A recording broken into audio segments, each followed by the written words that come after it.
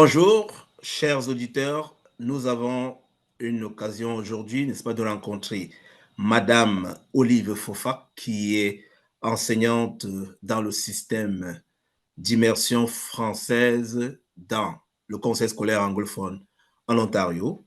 Et nous avons prévu, n'est-ce pas, de nous entretenir avec elle concernant quelques questions qui pourraient vous intéresser, parce que vous savez, pour des francophones qui se retrouvent actuellement dans la province de l'Ontario, il se trouve que la langue française soit un bijou dans les systèmes anglophones. Et à ce titre, nous avons quelques questions à poser, évidemment, à notre invité du jour, que nous allons premièrement laisser se présenter. Bonjour, Madame Fofac. Bonjour, Monsieur Hervé. Alors, est-ce que vous pouvez succinctement vous présenter à vos auditeurs? Alors, je suis enseignante de français langue seconde dans un conseil scolaire de la place de la ville de Toronto, donc Toronto Catholic District School Board. Alors, je suis à ma deuxième année en enseignement de français langue seconde. J'enseigne dans deux écoles. Alors, la première école, j'enseigne le Core French, qui est vraiment le français langue seconde, et dans les classes deuxième et troisième et quatrième année. Et aussi maintenant le français intensif en classe de sixième année. Et c'est dans une seconde école. Donc, je voyage entre deux écoles tous les jours. Pour le coffrage, je fais 30 minutes chaque jour dans chaque classe. Et par contre, pour le français intensif, donc j'enseigne tout l'après-midi dans la classe de sixième année. J'enseigne le français même, les études sociales, la danse, l'art dramatique, bien évidemment, et l'art visuel aussi. Tout ceci en français. C'est vrai, c'est un programme un peu trop chargé, dont j'ai une journée tellement chargée, mais c'est un peu ça qui meuble mon quotidien au niveau de l'enseignement. Donc, je suis fière d'être enseignante. Je suis contente d'avoir choisi ce métier. C'est un métier vraiment très passionnant. C'est un métier où je me suis découverte, j'ai découvert une autre Olive, en fait, une autre passion, parce que avant je n'avais pas, j'avais fait une formation différente. Donc, ça, c'est juste une deuxième carrière. Donc, en grosso modo, c'est ça, moi. Alors, je me rends compte ici, Madame Fofa, que vous portez beaucoup de casquettes. Déjà, vous voyagez beaucoup, vous allez d'une école à l'autre. Et je me rends compte dans votre programme que vous avez beaucoup enseigné à des jeunes anglophones, et particulièrement en français. Alors, ça m'amène à vous poser la première question. Quels sont les défis que l'on peut rencontrer dans le monde de l'immersion? Parce que c'est un monde qui est encore un peu énigmatique. Donc, sûrement, il y a quelques défis. Et j'aimerais bien que vous nous en parliez un peu. Donc, j'aimerais déjà dire que déjà, enseigner dans un programme d'immersion présente d'abord une richesse pédagogique, mais également aussi de nombreux défis. Alors, pour une nouvelle enseignante comme moi, parce que je suis à la deuxième année, donc ça prend un peu de temps pour pouvoir acquérir beaucoup de compétences et la maîtrise aussi du système, et afin de pouvoir euh, maîtriser le domaine. Donc, alors, je dirais d'abord, un des premiers obstacles est déjà la grande hétérogénéité linguistique des élèves. Donc, ici, on a souvent des niveaux très variés, donc des compréhensions et d'expression orale et écrite en français. Déjà, comme moi, j'enseigne les petits objets, le deuxième, troisième, quatrième, et puis les sixième années, donc je peux voir la différence. On a, par exemple, dans le programme d'immersion, comme je le disais, des niveaux très variés. Donc là, il y a les élèves plus jeunes généralement ont cette curiosité, ils veulent euh, connaître la langue, ils sont un peu plus enthousiastes à connaître la langue qui est nouvelle pour eux. Et puis, il y a ce manque aussi d'exposition au français, non seulement en dehors de la classe, qu'on rencontre, qui est aussi un grand défi qu'on rencontre dans le système d'immersion. Parce que les élèves, généralement, ils ne parlent que le français ou bien ils sont dans le contexte du français uniquement en salle de classe. Et lorsqu'ils sortent de la salle de classe, lorsqu'ils sont déjà dans les couloirs ou bien dans des récréations, ils ne parlent pas le français, ils ne parlent qu'en anglais. Et aussi, on a l'administration et les autres collègues qui ne parlent qu'anglais. Donc, c'est un gros défi pour non seulement nous, en tant qu'enseignants de français, dans un milieu complètement anglophone, et aussi pour les élèves parce qu'ils ne parlent, en fait, l'anglais se parle partout, à tout moment. Et les annonces aussi sont faites en anglais. Et les parents sont anglophones. Et donc, ce qui fait que ça amène, ça nous donne assez de difficultés, nous, en tant qu'enseignants, à pouvoir aussi enseigner. Donc, l'enseignant ici fait face à un manque euh, d'engagement, D'engagement, de de motivation. motivation des élèves aussi, et de tout le monde, parce que même aussi les collègues aussi, parce qu'il n'y a personne en dehors peut-être tu pourras trouver juste un ou une ou deux enseignants dans une école de français. Et quand je dis une ou deux enseignantes de français, ça peut aussi être un enseignant. Et dans la plupart des cas, ce sont des enseignants qui ont appris le français à l'école, mais qui ne sont pas de source pure francophone, comme par exemple d'un Québécois ou bien franco-ontarien. C'est que les autres enseignants sont généralement les enseignants qui ont appris le français, qui ne sont pas comme nous, par exemple. Donc, il y a ça. Il y a aussi euh, il y a aussi ce problème d'isolement aussi, parfois, qu'on peut aussi rencontrer. Et Et parlez-moi mieux de l'isolement. Quand vous parlez d'isolement, ça veut dire l'enseignant ou les élèves? très souvent, c'est pour l'isolement professionnel, surtout lorsque l'école compte peu d'enseignants de français ou qu'il Ok. n'existe pas de véritable culture collaborative autour de l'enseignement du français langue seconde. Donc, c'est un problème qu'on rencontre très souvent à tous les jours dans les systèmes anglophones. Et puis aussi, un autre défi que je dirais, pour nous autres, c'est souvent la maîtrise aussi de la langue anglaise. Parce que parfois, nous qui parlons français, on a aussi souvent de la difficulté parce que le défi, ce n'est pas seulement pour les élèves, c'est aussi beaucoup plus aussi pour nous aussi.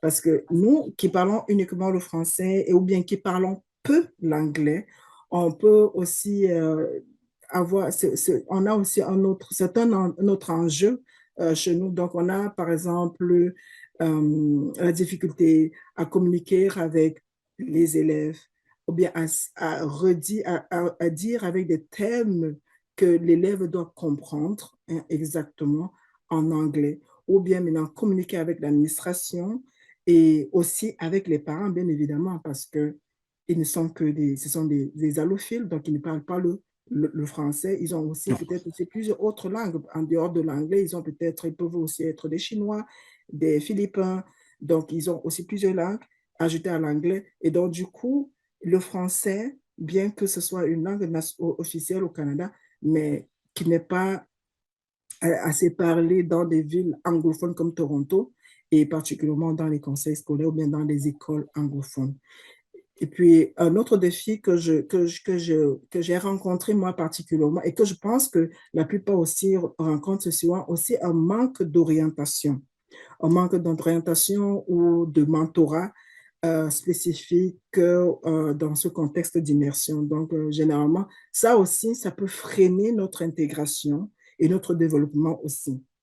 Donc, ça, ce sont donc un peu, en grosso modo, des défis que nous, en tant qu'enseignants de français langue seconde ou bien d'immersion, rencontrons dans les écoles anglophones.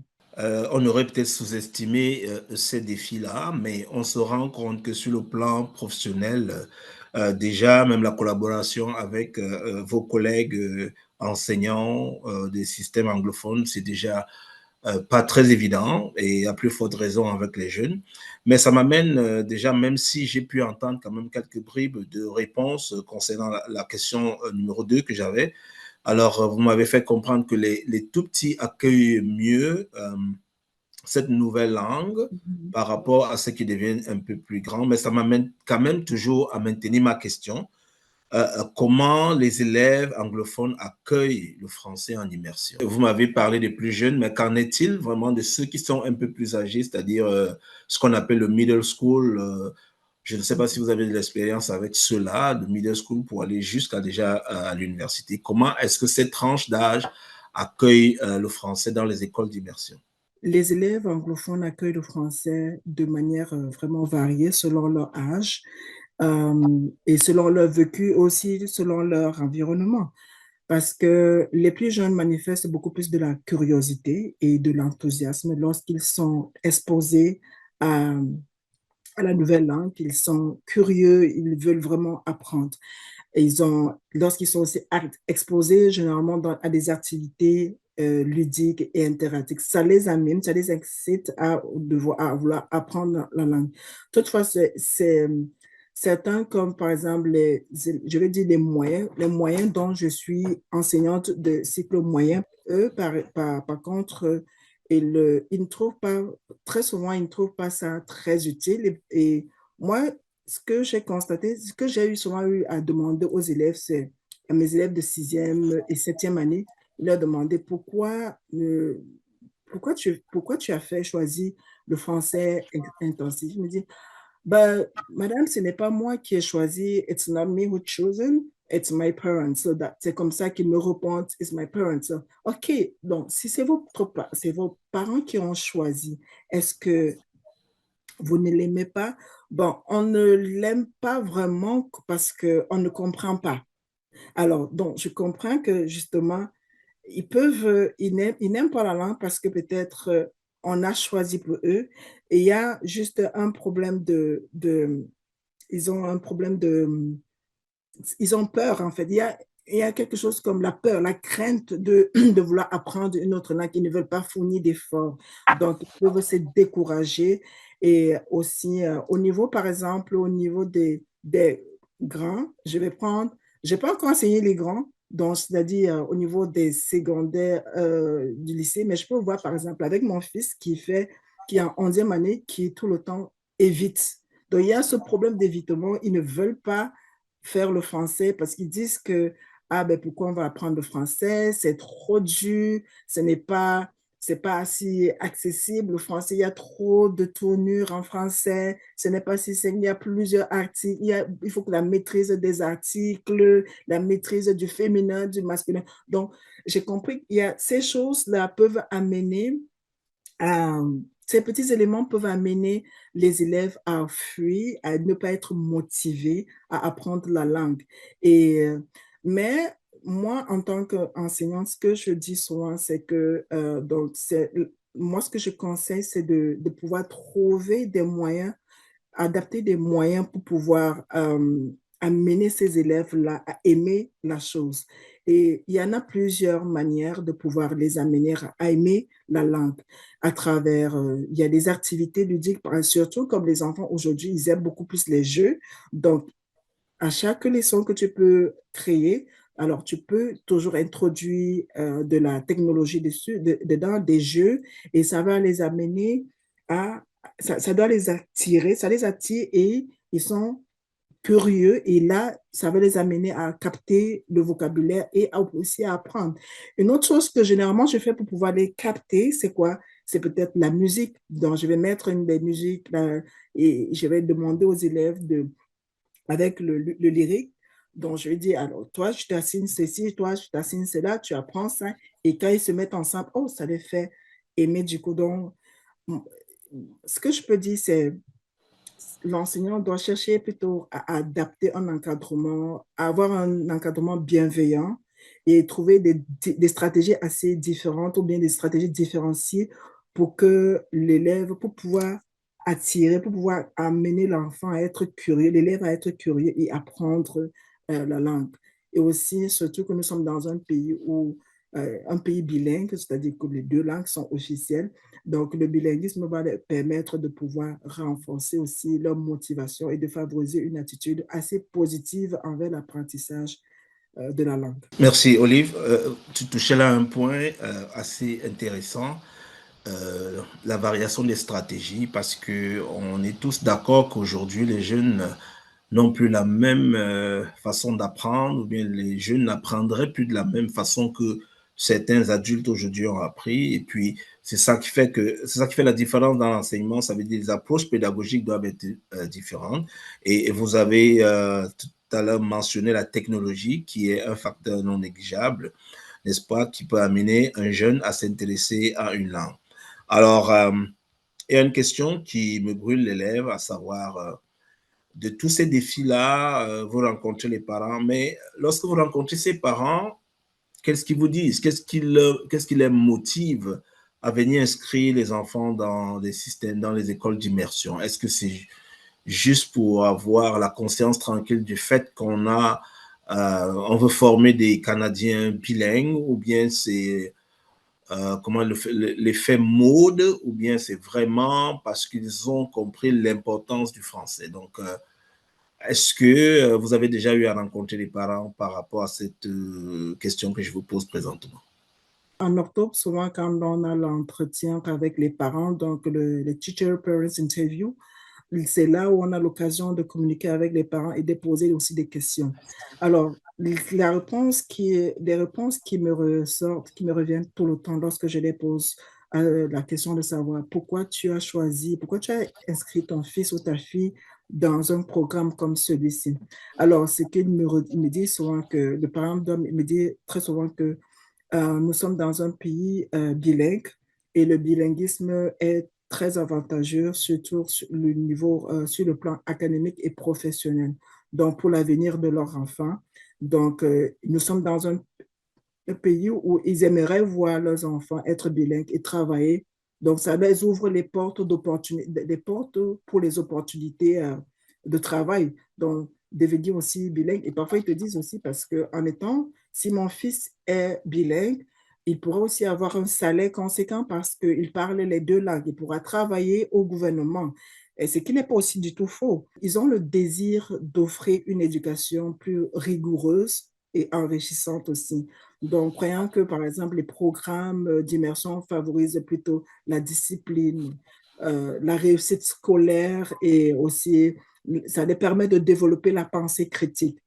Et d'autres parents, par contre, valorisent plutôt comme une ouverture culturelle, donc qui procure de l'apprentissage d'une autre langue, en estimant que cela pourrait aider leur enfant à développer ou une plus grande tolérance et une sensibilité culturelle également, et puis aussi de meilleures habilités en communication.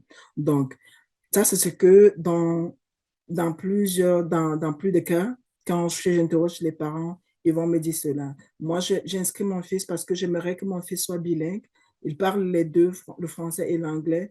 J'aimerais que mon fils travaille au gouvernement. Par exemple, ce qui me ressort tout le temps, j'aimerais que mon fils puisse apprendre la culture française que j'aime. J'aimerais, par exemple, lorsque nous allons aller à Québec ou bien en France ou dans d'autres pays où on parle le français, mes enfants puissent communiquer, et puis on n'aura pas souvent de difficultés lorsqu'on fait ces voyages-là, qu'on ne parle pas seulement anglais tout le temps. Donc, en grosso modo, c'est ce qui me revient tout le temps lorsque je pose des questions, donc, à ces parents-là, quoi. Les parents ont quand même de l'ambition. Les parents voient un peu plus loin. Les parents comprennent l'importance du bilinguisme. Et est-ce que ce ne serait pas une occasion pour les enseignants d'utiliser cette fibre-là pour amener ces élèves, n'est-ce pas, en parlant du vécu? Peut-être vous allez vous rendre compte que ceux du secondaire qui ont tendance à négliger le français vont peut-être encore mieux appréhender les chances qu'ils ont d'être bilingues. Et peut-être à partir de cette fibre-là, on pourra, n'est-ce pas, les amener à être un peu plus intéressés. Mais je reviens à la dernière question ici, qui concerne plutôt les relations que vous entretenez avec vos superviseurs, parce que au début, je t'ai écouté, tu nous parlais un peu des activités que tu as mises en place, des idées que tu apportes. Lorsque vous avez de ces belles idées, et lorsque vous allez vers vos superviseurs, c'est-à-dire vos superviseurs immédiats et certains collègues, est-ce que la collaboration se passe bien? Donc, quelles sont les attentes des écoles anglophones, n'est-ce pas? Qu'est-ce que les superviseurs attendent de vous et qu'est-ce que vous pouvez proposer aux superviseurs pour que le français reste, soit une langue, n'est-ce pas, prisée dans le monde anglophone? En ce qui concerne la collaboration justement avec l'administration, donc que ce soit mes directions ou les collègues en tant qu'enseignant, il est bon d'entretenir des rapports professionnels vraiment respectueux et collaboratifs avec ses collègues ou ses superviseurs immédiats. Et parce que en maintenant une communication ouverte avec la direction, par exemple, cela te permet de mieux comprendre les attentes de l'école et de recevoir du soutien également lorsque tu en as besoin, lorsque c'est nécessaire en fait. Et cependant aussi avec tes collègues, il est très bon de maintenir une collaboration, ou bien de bâtir des relations vraiment basées sur l'entraide. Parce que cela va te permettre de pouvoir échanger des ressources ou bien lorsque tu as des cas différents, difficiles dans ta salle de classe, par exemple, tu peux avoir des élèves à besoin et que tu as utilisé peut-être certaines stratégies, tu ne sais plus comment faire, tu abordes ou bien tu t'approches auprès de tes collègues, tu les demandes un peu quelles sont les stratégies qu'ils ou qu'elles utiliseraient face à ce Mhm, genre de cas. Et là, si tu as si tu as entretenu et maintenu de bonnes collaborations avec tes collègues, ça serait très facile qu'elles puissent ou qu'ils puissent t'aider. Donc, moi, je pense que, enfin, du moins, c'est ce que je fais d'ailleurs lorsque j'arrive dans une école. Donc, je cherche toujours à avoir une collaboration, à construire un très bon rapport avec ma direction et puis avec mes collègues. Aller toujours, et ce que je demande aussi, je recommande aussi souvent, c'est toujours ne pas les éviter. Et lors des pauses de dîner, par exemple, aller s'asseoir en salle, ensemble dans les salles de prof, communiquer, causer. Et là, beaucoup de choses tu pourras apprendre, surtout quand tu es nouveau ou tu es nouvelle dans une école, tu dois apprendre beaucoup de choses. Et cela va aussi faciliter, lorsque tu collabores avec eux, ça te permet de faciliter ton intégration dans le métier. Donc, il faut être toujours disponible et conscient des défis que tu peux aussi avoir dans ce domaine-ci, dans notre domaine, parce que nous, on parle français et nos collègues sont uniquement en anglais, anglophone. Et ça c'est aussi un avantage également pour toi parce que ça va te permettre d'améliorer ton anglais. Si ton anglais n'est pas assez efficace, donc plus en communiquant avec eux, tu as leur soutien et tu captes des les vocabulaires, expressions, des des vocabulaires qui expressions s'améliorent, oui. voilà, que tu vas utiliser aussi en salle de classe avec tes élèves et qui vont te permettre de pouvoir te faire comprendre par tes élèves. Donc, et maintenant, en ce qui concerne les attentes, je pense que les attentes sont presque les mêmes dans toutes les écoles. Donc, les attentes dans les écoles anglophones sont, dans la plupart des cas, la gestion de classe qui est vraiment importante. Donc, les directions vont attendre vont voir, puisque chez moi, par exemple, la direction vient en salle de classe tous les jours. Et lorsqu'elle rentre en salle de classe, ce n'est pas juste pour te dire bonjour, c'est parce qu'elle veut voir comment tu enseignes, comment est ta gestion de classe, comment les élèves se comportent, est-ce que les élèves sont attentionné ou bien attentif lorsque tu enseignes? Est-ce que tu es en train de mettre en place toutes les stratégies que, qu'un enseignant devrait adapter pour pouvoir enseigner? Donc, il y a, comme je disais, la gestion de classe, c'est-à-dire l'enseignant, tu dois maintenir un environnement d'apprentissage assez positif et sécuritaire et structuré pour pour tout type d'apprenant. Et puis la différenciation pédagogique aussi. Donc, c'est aussi quelque chose qui est vraiment très, très importante. Donc, il veut voir si tu es capable, si tu adaptes ton enseignement aux différents euh, profils de ta salle de classe. Donc, et puis, il y a aussi l'évaluation. Ils veulent voir ton évaluation. On fait généralement l'évaluation et la planification que tu as, la planification hebdomadaire, la planification à court et à moyen terme. Donc, ils veulent aussi voir ça pour voir si justement tu suis le programme et que tu as aussi ton dictionnaire à côté, le dictionnaire de l'Ontario que j'appelle le curriculum. Donc, le curriculum qui ne doit pas manquer sur ton bureau. Donc, tu as ton bureau, tu as ton curriculum que tu dois suivre. Donc, il doit se rassurer que tu suis ton curriculum, le curriculum de l'Ontario. Donc, ajouté à ça, il y a aussi la communication avec les parents. Est-ce que tu communiques constamment avec les parents? Comment est-ce que les élèves euh, les élèves se comportent dans sa de classe, que ce soit au niveau académique ou ce soit au niveau comportemental. Donc, il y a ça, c'est quelque chose que les élèves, la direction veut voir tout le temps pour se rassurer que tu es en train de justement, euh, de, tu es justement en train de suivre les attentes. En fait, d'implémenter les attentes, n'est-ce pas, Exact, exactement, du conseil scolaire, donc de la politique, n'est-ce pas, du conseil scolaire en matière tout à fait, d'enseignement. tout à Mais fait. l'autre dernier pan de la question, je voulais savoir, est-ce qu'ils sont ouverts sur le plan de l'évolution, n'est-ce pas, de l'évolution professionnelle? J'imagine un enseignant qui arrive et qui a besoin, n'est-ce pas, du soutien des conseillers pédagogiques. Est-ce que dans le système d'immersion, vous avez assez de conseillers pédagogiques qui sont capables de venir en classe vous apporter de l'aide sur le plan de la planification, de la gestion de classe, sur tous ces points que tu venais de mentionner tout à l'heure? Est-ce que ces conseils-là sont nantis de ce personnel-là? Et est-ce que lorsque un enseignant dans les écoles d'immersion pour les programmes de français, est-ce qu'ils ont autant de moyens financiers mis à leur disposition que les enseignants, n'est-ce pas, d'anglais, en anglais par exemple, les enseignants anglophones, voilà ce que je voulais dire, plus précisément.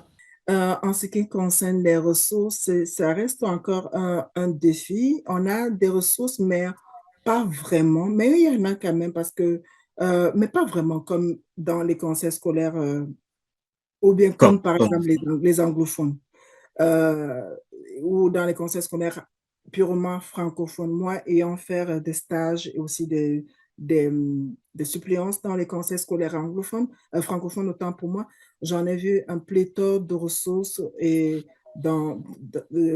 d'activités dans ces conseils-là.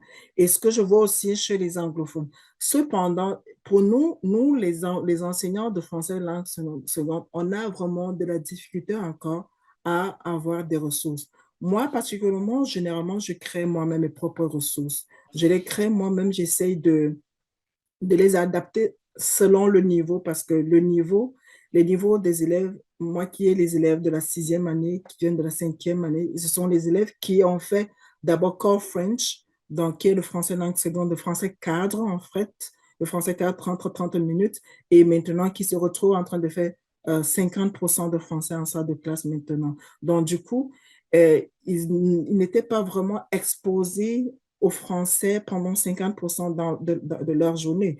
Et là, hmm. ce qui demande maintenant des ressources assez diluées pour pouvoir les satisfaire, pour pouvoir les amener à aimer même, à comprendre et à aimer, à ne pas fuir le programme. Donc, maintenant, au niveau des ressources, on en a déjà au fur et à mesure les gens en créent, mais ça reste encore très, très, très peu par rapport aux autres activités, par rapport aux autres programmes, comme chez les anglophones, par exemple. Et j'ai même vu aussi, par exemple, les Italiens ont déjà aussi un programme, ils ont aussi des ressources, puisque dans mon école, on a des enseignants italiens, mais j'ai vu aussi, ils ont pas mal de ressources là, non, par rapport à nous autres. Ah non, maintenant, en ce qui concerne avoir accès aux conseillers pédagogiques, Oui, il y en a des conseillers pédagogiques au niveau de notre conseil scolaire, Ils sont mais francophones. Est-ce qu'ils sont francophones ou bien c'est des personnes bilingues qui se sont retrouvées parce que il faut quand même noter qu'il y a un manque en criard effet. d'enseignants purement francophones. Donc, j'imagine que les conseillers pédagogiques purement francophones, vous n'en avez pas assez. Dans mon conseil, le grand conseil Toronto Catholic District School Board, nous n'avons que deux conseillers pédagogiques. Deux seulement. Et est-ce qu'elles sont purement francophones? Moi, j'ai eu l'occasion de parler avec une seule, mais elle n'est pas d'origine francophone. Elle est d'origine italienne, mais qui est née ici. Elle a appris le français ici. Et lorsque nous avons commencé à communiquer en français, elle a fui, si je peux le dire ainsi. Donc, pour insécurité, elle s'est mise à parler plutôt en anglais avec moi. Donc, pour dire, avec ça, du coup, j'ai compris que c'est pas, le français n'était pas sa langue Oui, c'est pas sa langue privilégiée ou bien. privilégiée. Ok. Oui. Ouais. Maintenant, oui, elle vient dans les salles de classe, c'est ce qu'elles m'ont dit, mais moi, je n'ai pas encore eu l'occasion parce que j'en ai demandé de venir dans ma salle de classe pour pouvoir m'aider et voir, donc essayer de voir ce qui se passe, si je suis en train de bien faire et peut-être apporter de, de, De, de de la l'appui, rétroaction, de faire de la l'appui. Ouais. rétroaction, justement, mais je n'ai pas encore eu cela. Donc, c'est tout ceci parce qu'on a un manque criard euh, de conseillers pédagogiques. Et ce qui m'a aussi fait penser déjà à ce, à penser déjà à ce Après poste, carrière à ce poste-là, oui. Pourquoi justement, pas? S'il arrive que exactement. vous ayez des besoins financiers pour acheter, par exemple, des activités ou bien du matériel pédagogique pour vous outiller, est-ce que c'est facile pour ces directions-là de vous donner de l'argent afin que vous puissiez acheter ces outils dont vous avez besoin? L'année dernière, par exemple, moi, j'en avais besoin ça dépend maintenant des écoles. Il se peut que ça dépend des écoles parce que l'école où j'étais l'année dernière, donc à la fin de l'année, je pouvais venir poser ma facture, mais c'est vrai que je ne devrais pas déborder un certain montant. C'est un montant, évidemment. Oui, un certain montant, je ne devais pas déborder. Cependant, les écoles dans lesquelles je suis cette année, j'ai demandé, ils m'ont dit qu'il n'y a pas de budget.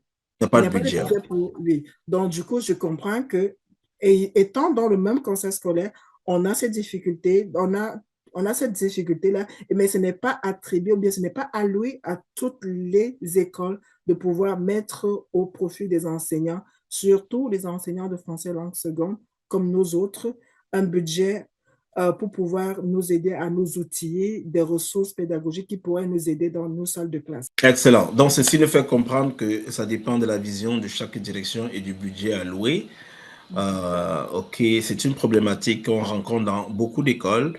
Alors, on va, n'est-ce pas, conclure cette belle rencontre virtuelle entre Madame Olive Fofac que j'ai rencontrée et puis ça m'a fait plaisir d'avoir beaucoup d'informations, n'est-ce pas, à propos du système d'immersion en Ontario.